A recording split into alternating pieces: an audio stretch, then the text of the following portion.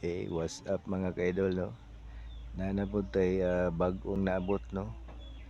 Nga bagong customer, si Junjun Rivera, no?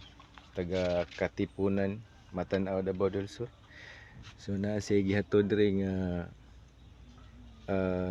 pioneer. Pioneer ang kaha, pero ang sulod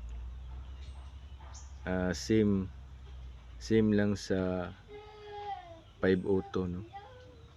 So ang problema ni mga idol, unyag uni mo maputol ang fuse. So ako ning i-troubleshooting karon kung unsay hinungdan nganong sigig kaputol ang fuse, no? So aron taud-taud ato ning i-troubleshooting, no? So ako na ning gisugdan, ipangtanggal na nako ang mga transistor.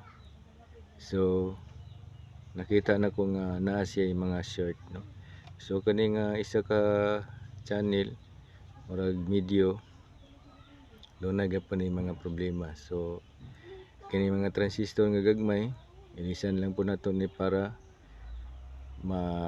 kuan jud siya, manindot kay murag daghan naman siya mga kalawang ang ihang mga tila ni. So masig mo po ni hinungdan nganong magsige ni siya ka short, no? So ato ning i-troubleshoot karon. So pabuton lang nato ang tag-iya ni kay namalit pa og napay gi pang adto.